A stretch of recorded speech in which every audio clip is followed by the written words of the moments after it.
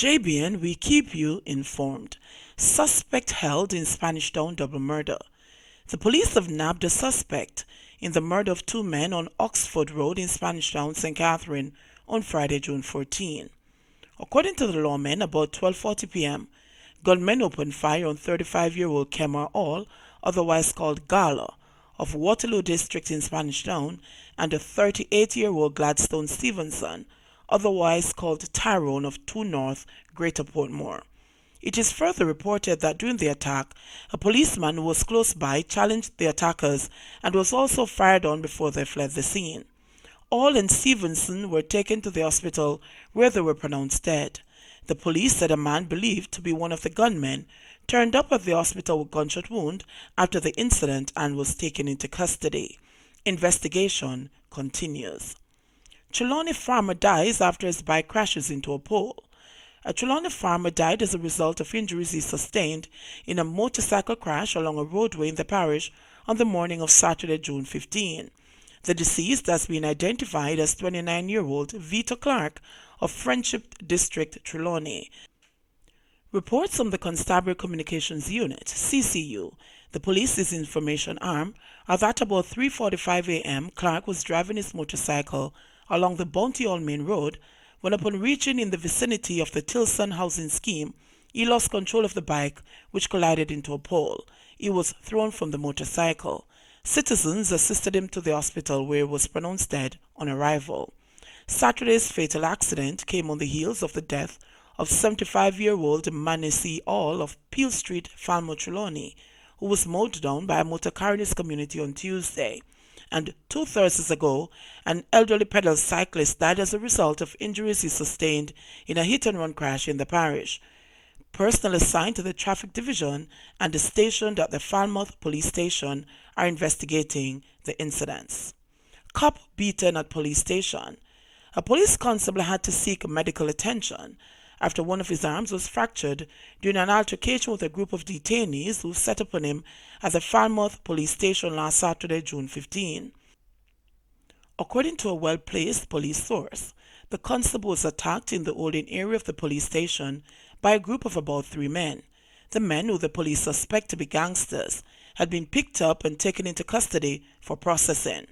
The constable's colleagues rushed to his assistance, but they arrived after he was held by one of the men and beaten by another. The injured cop was taken to a medical facility where he was treated and released. He is expected to return to the medical facility tomorrow for follow-up treatment. The Falmouth police are probing the incident, and charges are expected to be laid against the men shortly. 4 hospitalized after 7-vehicle crash in St. Andrew. At least 4 people were rushed to the hospital yesterday morning after a 7-vehicle smash-up on Washington Boulevard near its intersection with Mullines Road in St. Andrew. Initial reports are that a motorist was test driving a 2013 BMW that was on sale when he lost control of the vehicle and careened into a number of vehicles which were waiting at the traffic light. All 7 vehicles were damaged, with some unable to be driven off after the smash-up. A policeman on the scene said that he had taken one seriously injured woman to the hospital while passing motorists took others. According to the police, initial reports suggest that 3 people were taken to the hospital, but that number could climb.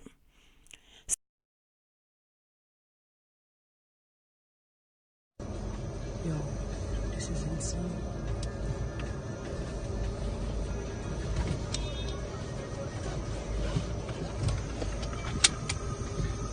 Wow, this is...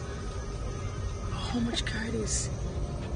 This is 1, 2, 3, 4, 5...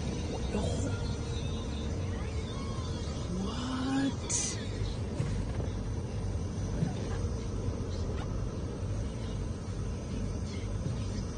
The accident has happened right across the entire...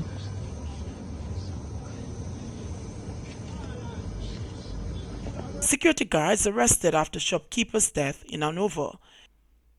The Sandy Bay police in Hanover said they have now taken 2 security guards into custody in connection with the stabbing death of a shopkeeper in Hopewell in the parish on Thursday morning. The deceased has been identified as Miguel Musselman Brevet of Pond Peace in Hopewell. Reports by the police are that about 7 a.m., Brevet and the two security guards got involved in an argument, allegedly over a music system. During the dispute, Brevet and the men were standing along the Pond Peace Main Road in the vicinity of the Hopewell Seventh-day Adventist Church when knives were drawn and Brevet was stabbed multiple times. He fell to the ground while the two accused jumped into a motor vehicle and reportedly drove to the Sandy Bay police station and handed themselves over to the police. Over the past 3 months, 6 persons have been killed in Hopewell and in the surrounding communities, and residents say they are now very concerned. Me not tell you no lie, the state of emergency in Hanover not help one bit. One community member, who gave his name as Robert, said, "I just ready them kill a youth in a the square in a bus, and then another one in a bamboo. The man them come with the state of emergency and them kill 3 more youth like a bird. So what the police and the soldier them there. See then how them stab up muscle man. Him is a good youth. Him don't get trouble. Him barely talk to people. Him is just a youth who start in liquor shop and a mind him own business." Robert also criticized what he considered the lack of presence of the joint security forces. "We not see no police in a day, none at all. The only time when I see them at night time when them a drive around and a lock down people business place," he said. Since the start of the year, 17 persons have been murdered in Hanover. Female and teen among 3 hit with gun and scamming charges.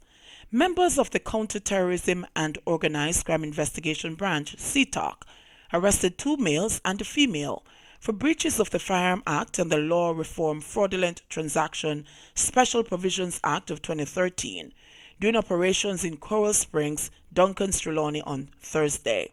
The detainees are 21-year-old Shadwin Lewin, a caretaker, 29-year-old Jodie Palmer, sales representative, and a teenage boy, all of the above-mentioned community. Reports are that about 11 a.m. and 6 p.m., 2 police operations were conducted in the community, during which a search was done of a 2-bedroom house, which was reportedly occupied by the 3 individuals.